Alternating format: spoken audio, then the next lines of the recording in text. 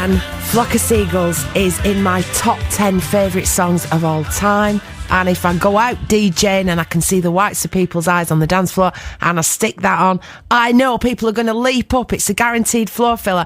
And I'm pleased and proud now to say that the lead vocalist and keyboard player and guitarist on that song of the band A Flock of Seagulls, Mike Score, joins me now from Florida. Hi, Mike. Hey, how are you doing? All right, there you are, you see. I Ran still works its magic.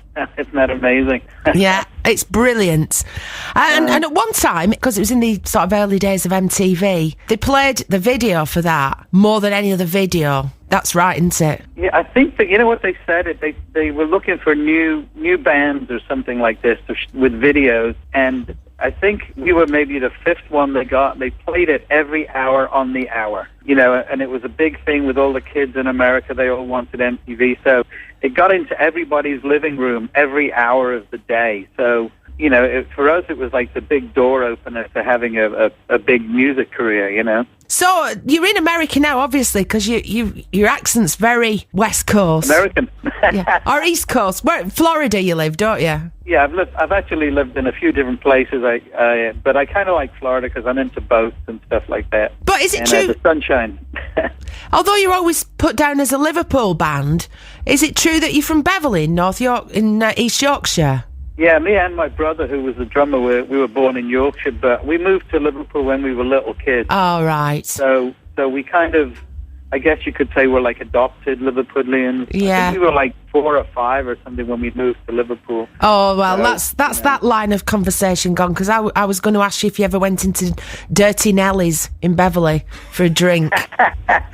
No, but I've actually, my mum lived in Beverley for a long time, and we used to go up there and visit. Great little place. Okay, well, in the video then for I Ran, your hairstyle, which you were as famous for, if you don't mind me saying, as your music, practically, like Phil Oakey with his lopsided cut and Human League, it hadn't fully formed in that video, had it? No, it was kind of curly, I think. Yeah. I was looking for something that would define me, you know?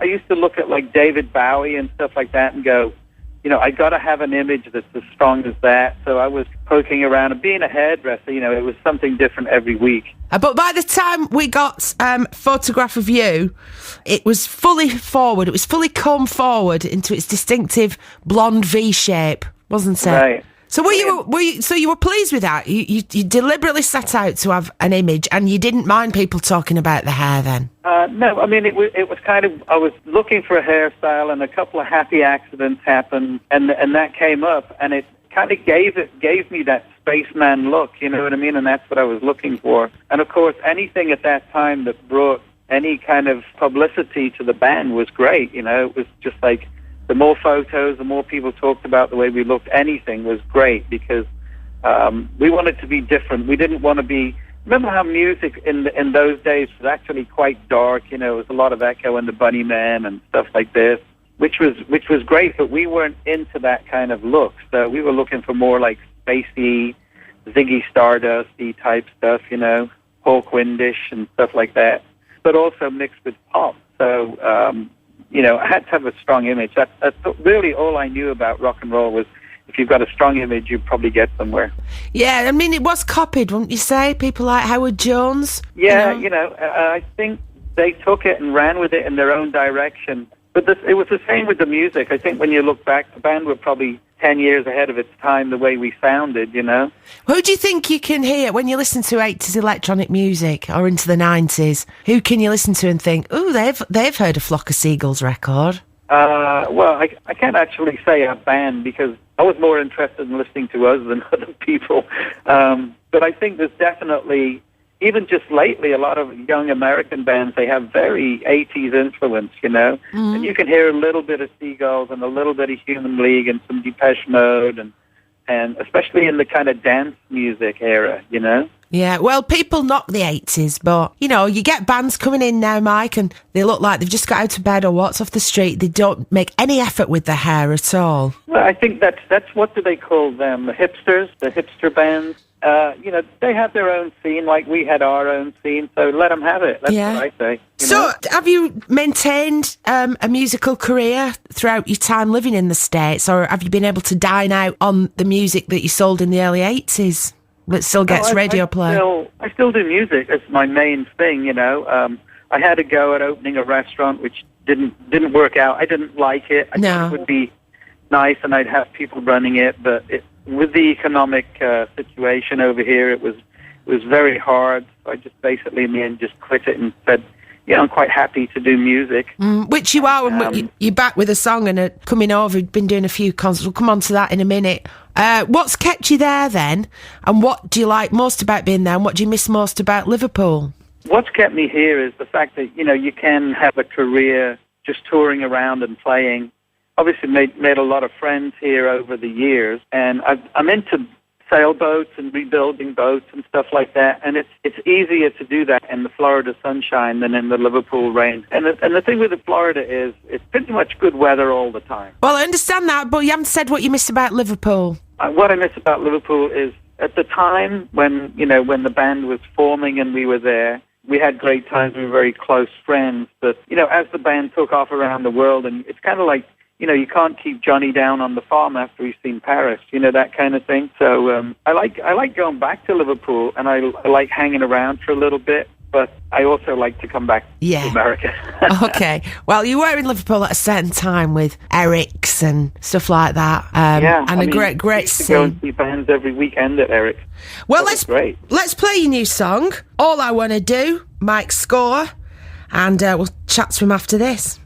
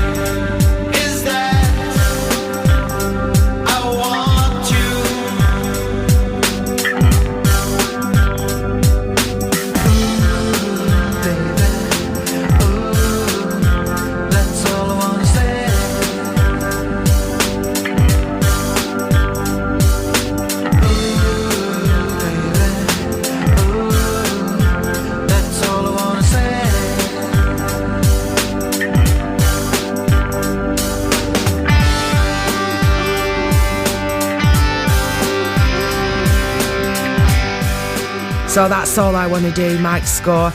It's very atmospheric and I like it, but I think you should do a remix where you speed it up so we can do our 80s moves. I can't dance like I can to I Ran. To that one, right. Mike. That's my only complaint. Well, the thing is, it's a new song, and I don't particularly write the song. I let the song write itself, and once I get the idea, it kind of comes along, and that to me is the speed that it sounds right. And I'm friends with a few remixers and stuff like that, and they are looking at remixing it, and they may speed it up, and they do it. But for me, I'm just a songwriter, and I let the song come and tell me what it wants. Okay, well, I'll buy it if you get them to speed it up and we'll stick it on and we'll dance as well.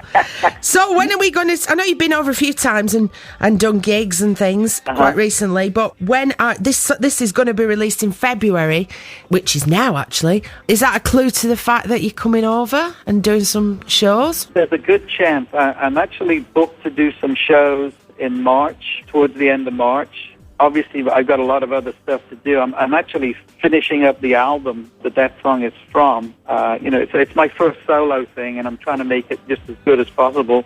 And I think personally it's as good as anything Seagulls ever did. There's some really cool songs on it. So, touring is a definite. I really want to tour it. But I also have some Seagulls shows to do as well. So very difficult to slot it all in, I don't like to work as hard as I used to, and I like to enjoy going on tour rather than it just be plugging along day to day, I like to go somewhere, and if I like it, have a couple of days off. Yeah. Like when we play in LA and stuff like that, I like to go there, play, and then maybe have a week off to go shopping. Same in New York. My kind of guy. Well, listen, when you've torn yourself away from your sunshine and your boats and you've got your new album, when you come over here, will you pop in and bring it in? Because it'll be well received in this studio. Absolutely. I'll bring the boys in. Maybe we can do an acoustic one or something. Brilliant. Thanks, Mike, for coming on and giving me another excuse to play Iran and your new single, All I Want to Do. Mike Score. See you soon. Thank you very much. Bye-bye. Bye.